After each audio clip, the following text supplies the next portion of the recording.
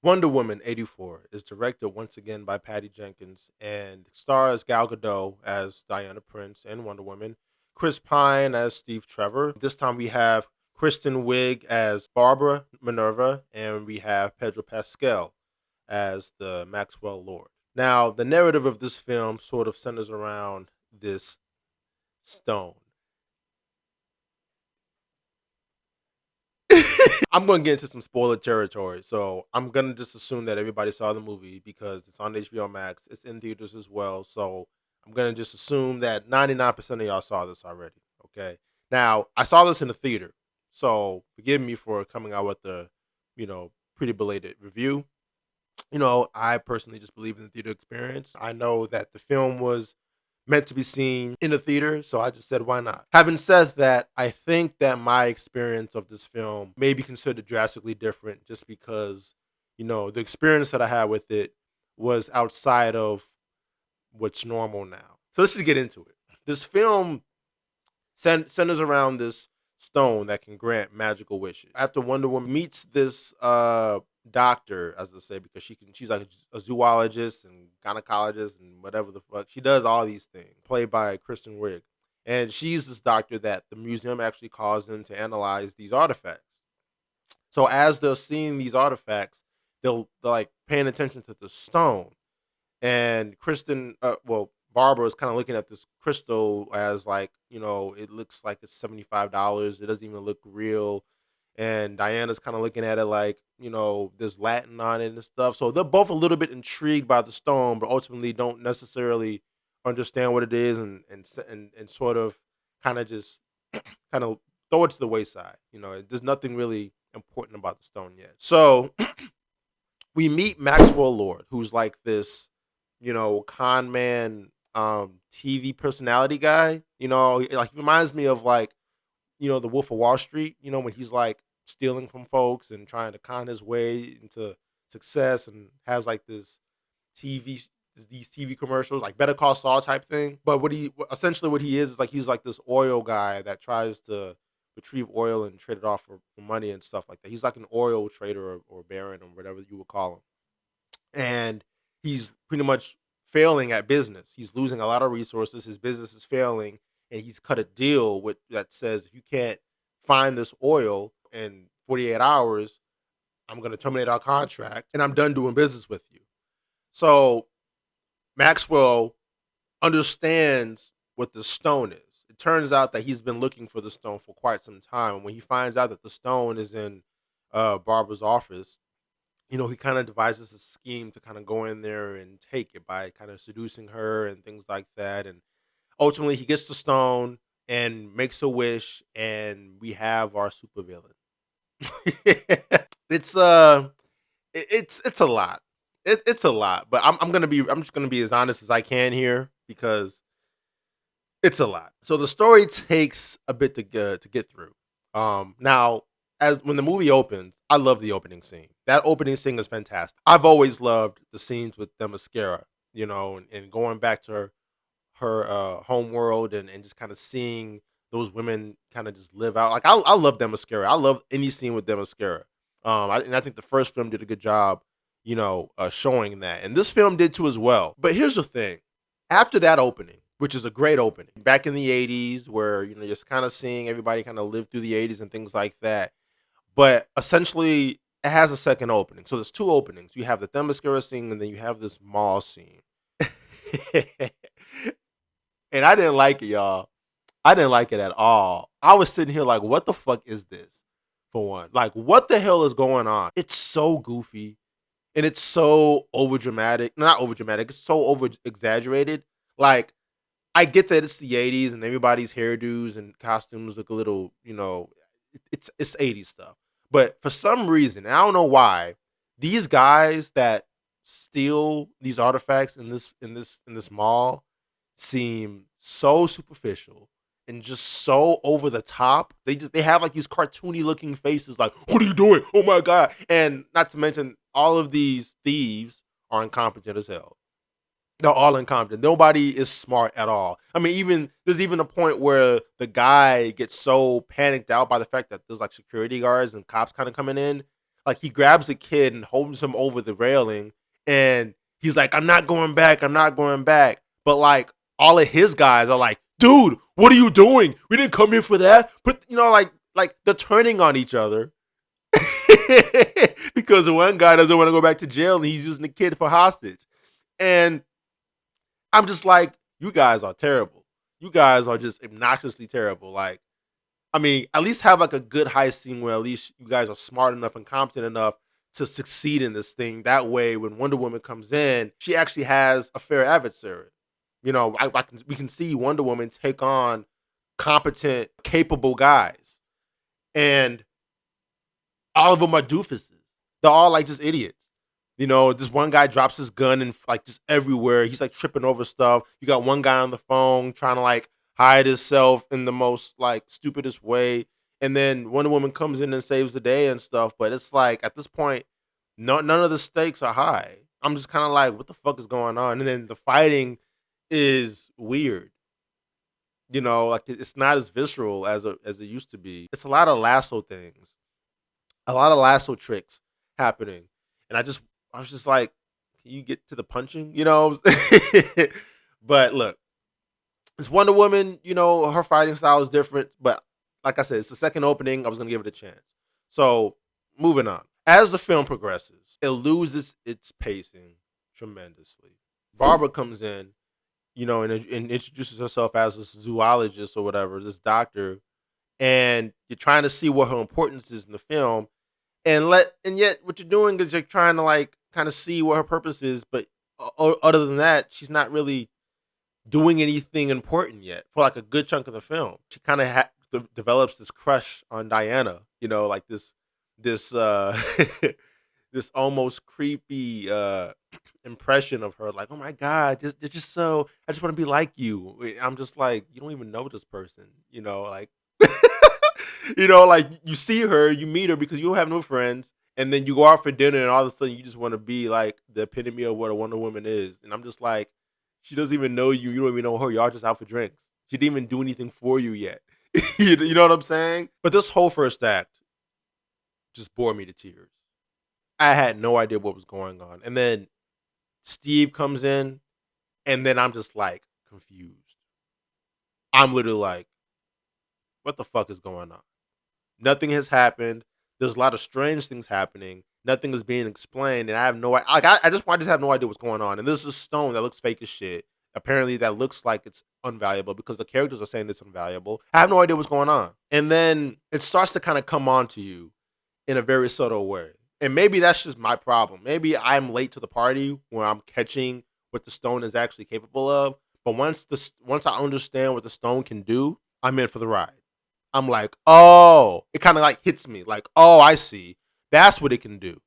Okay, I see now. It makes wishes. Okay, so now while I'm watching the film, my brain is kind of like backpedaling to figure out how things were happening. And then I was like, oh, yeah, okay, so she made a wish, and Kristen made a wish, and now Maxwell just made a wish. That's what's going on. That's why all these weird things are happening. You know what I'm saying? But then that's when I'm kind of like on board with the story just a little bit. But I'm gonna be honest with you, man. Diana wishing Trevor to come back to life. I'm like, okay, all right, fine. The thing of it is, though, which I couldn't fathom, was that why is it that he's in another person's body? I didn't understand that. Like, why is this guy in another person's body? Like, why can't just Steve Trevor come back to life in a new age? But instead, he's in another person's body. That's what took me out of it a little bit. And then, like, as the camera kind of turns, the guy just turns into Trevor, and I'm just like, what the fuck just happened? That's not Trevor. That's some other dude. And so at this point, I'm confused. I'm like, is she high? Is she hallucinating or something? I have no idea what's going on. And that's where all that confusion started to come in, because I'm just like, why is all these weird things happening?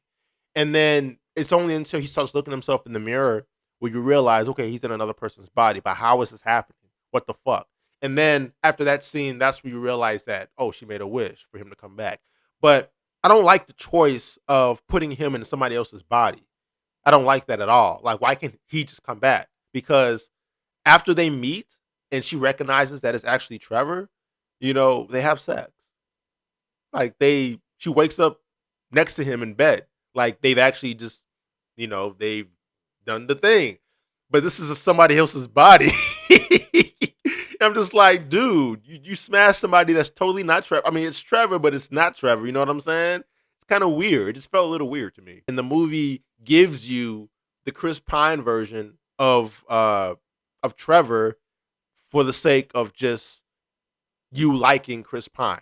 If you like if you liked Chris Pine in the first one, you're gonna like him in this one. The movie gave you that kind of like as a favor, like let's give people the Chris Pine version just so they know that it's Chris Pine.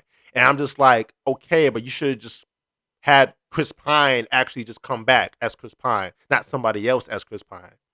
Made no sense to me. Now, the chemistry between them is dope. I do love the chemistry between them. I feel like the spark is still there. I like seeing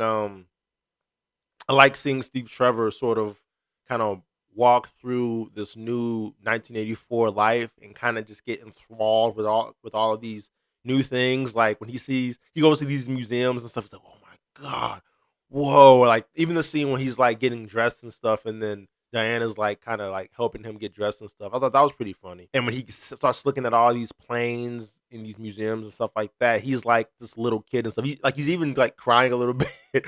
I mean, I think that this is all just based on this is all banked on the performance of Chris Pine. I think he did a really good job, and I think the chemistry that they had was still there. I can't get it out of my head. It's not really Chris. You know what I'm saying? It's just like I liked Pedro Pascal a lot as Maxwell Lord. He did come off a little bit over the top in some parts, but other than that, I liked him. I thought he was fine. He was pretty okay. Like I said again, Kristen Wiig was okay as Barbara. And it took a while for me to get on board with it, but then once she started like kind of getting her powers and stuff like that, that's when she started to really show face a little bit. And I was just like, okay, Barbara, I see. She was doing it for me a little bit. So, I think she was okay. But I want to attack something about this film that I just loathe. The men are like kind of just, they're very toxic. But for no reason. The men all across the board are kind of like just saying, "Hey, sweetie. Hey, cutie. What's going on, babe? Hey." They're like overly flirtatious. They're overly flirtatious, and I get it. It's the 80s. But I'm going to tell you something. Even I know that most guys from the 80s till now, we're not talking like that. Okay? Yeah, you had some jerks, okay? But not all across the board. I feel like this film had so many of that.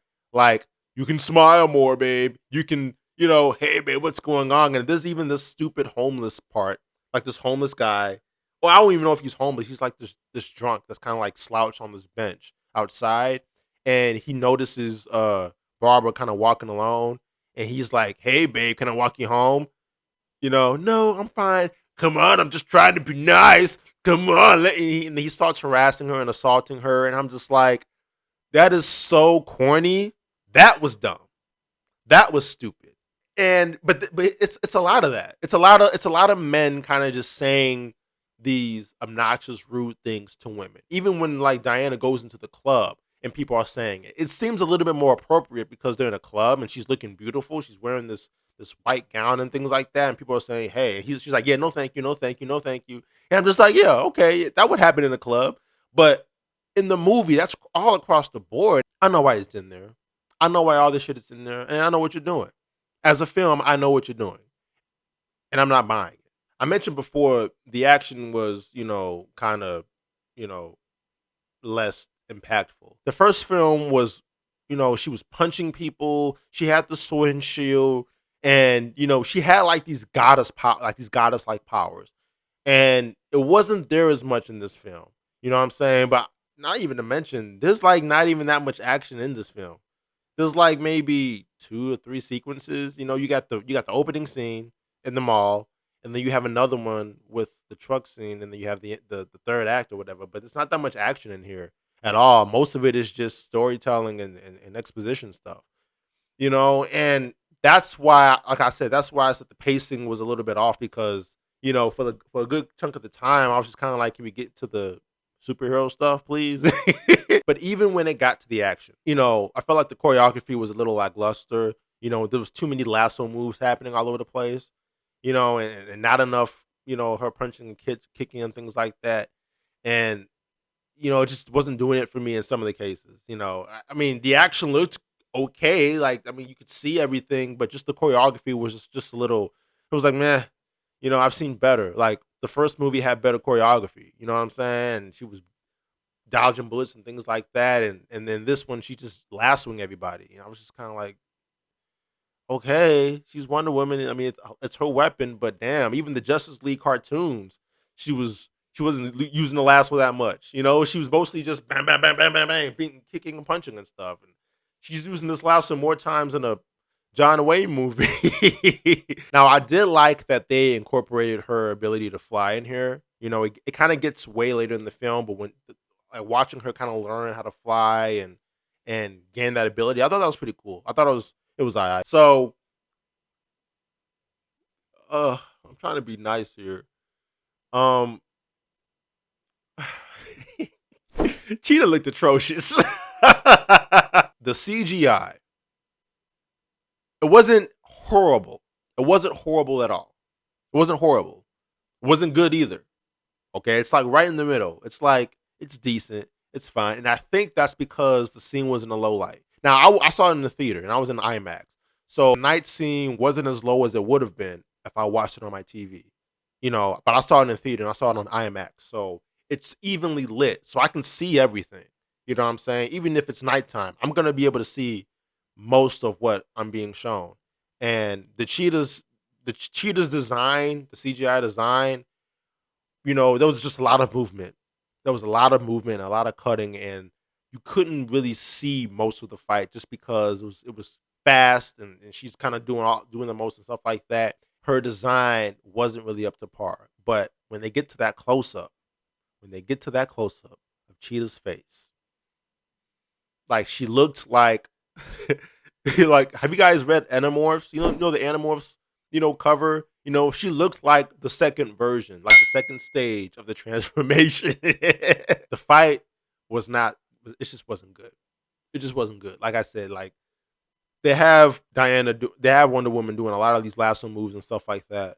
And ultimately the fight scene in itself, it was supposed to be this epic showdown. And it wasn't really all that epic. It felt anticlimactic to me. That's all I can say. So I'm gonna tell you most of what I liked about this film. Okay, because when I walked out of this film, uh, I was very affected emotionally from the movie. It's a very emotional movie. There's a lot of emotional bits in here that Patty incorporated in the script and stuff. Um, and it kind of was selling me in some way in some ways. I mean, there's a lot wrong with the film. The film isn't perfect at all, but I did. I'm a sucker for a lot of emotional stuff, and there was a lot of bits in here that really hit me kind of like right here, and I appreciated it for that. I did think that that truck scene that they had was amazing. I thought the action scene in there was so great. I loved, everything about there was great. There was some things about the choreography and the whole film that lacked, but that truck scene did it for me. It tried to be very very different. It did try to take some risks, and it tried to give Diana like some flaw to tackle with from the inside. Like in the beginning of the film, like as the film actually starts, like in the '80s, Diana is like kind of like this self-reserved person. She's very, she's not socially awkward, but she's like standoffish. She doesn't really like people all that much. Like she'll save people, but she's not really a people person. She doesn't go out. She doesn't make friends. She doesn't really do much to like mingle with people. She's like this person you can tell that there's a void that she's missing and she's still grieving over the loss of Trevor. And giving her the option to wish him back and things like that and actually give her something to lose, it was interesting to see her be selfish about it. It was interesting to see Wonder Woman be not selfless but selfish and not want to give up the one thing that she loves dear. I love the scene where she kind of comes to grips with like what she needs to do, and Trevor is like trying to let her know like, look, I know you love me. I love you, but you have a decision to make, and you know what you need to do. And the whole time she's like, I don't want to. I'm never gonna love again. And it was I felt like that's the shit that I like to see in a lot of my superheroes. I like seeing these superheroes show the humanity, like see that humanity spew from them. A lot of times you don't see a lot of superheroes kind of just show a lot of the flaws. You know what I mean? Especially nowadays with the Marvel MCU kind of hovering over everything. And I think DCU tries to incorporate some of that in these characters, and seeing Diana kind of be selfish about this kind of stuff was different, and it was intriguing, and I actually was like, wow, like she really is, willing to sacrifice saving the world just to be with this person. You know what I mean? And that's a lot of things you see in villains, and you're seeing in Wonder Woman. And when she actually decides to like renounce her wish and things like that, you can see the pain in her face, like as she's just running and getting her powers back and stuff like that. It was like gut wrenching. I was just like, man, I can feel that right here. Like the movie had a lot of emotional stuff in here, man, and I didn't expect that. Also, the soundtrack too was incredible. Like I love. I mean, look, everybody's always trying to hire Hans Zimmer for a reason. Okay, he just has this thing with horns and drums, man. But his musical score was setting the tone for a lot of this film. And when it got to the emotional stuff, you felt that. Like you felt that. Like when I was in the theater, I think it was only like four of us in the theater. There was some chicks crying in the back, and I was just sitting there kind of like trying to hold it in a little bit. To be honest with you, like that film was doing it. Also, that White House scene too. That White, like when everybody was fighting in the White House, I thought that was pretty lit. Like you can actually there was more. I think there's more action happening in that part, but seeing Cheetah kind of like come out in action and kind of like show some more moves and stuff like that, like I was pretty impressed. Kind of seeing Kristen Ridd kind of throw down and punch people and things like that. She was actually fighting like Wonder Woman did in the first film. I thought that scene was pretty cool. Do I think the film is good?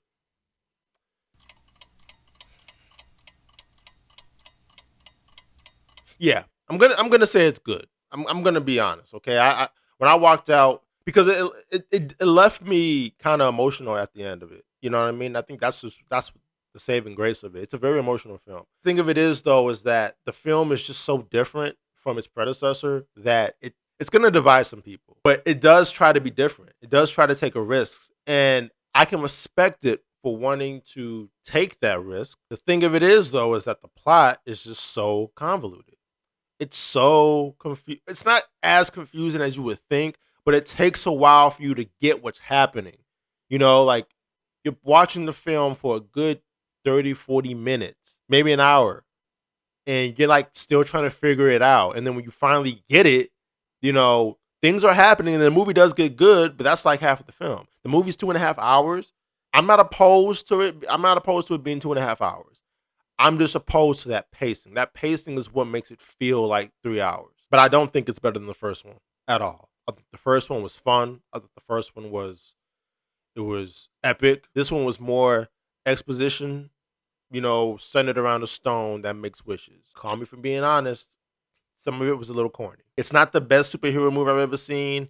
It's a bit of a letdown. It's a bit of a letdown. The thing of it is though, because it's so different, I can't say that it's like it sucks. I don't think the movie sucks. I just think, it's just different than the last one. I think the tone is a little inconsistent. I get why people don't like it. I didn't necessarily hate it. I didn't love it. I just liked it. I just liked it. But if I'm being honest with you, me just liking it, I'm gonna say that's disappointing to me. You know what I'm saying? Because look, as long as it is, I don't think I'm gonna watch it again. But um, that's how I feel. So I'm gonna give it a 7.5 out of 10. It was decent. It was decent. But I saw it in the theater. I did see it in the theater, and I was glad I saw it in the theater because the experience is way different. And I'm glad I didn't just, stay at home and watch it on TV. Because if I watched it on TV, I probably was gonna stop watching it. Like there's something about being at home in the comfort of your own space, watching something on TV versus being in a theater with the surround sound and the visuals just blasting at your face. in IMAX. You know, it's just a way different experience. I'm so glad I did it. So that's my video. If you like this video, hit the like button. And if you love this video, hit subscribe. And I'll see you guys on the next video. Okay? Peace.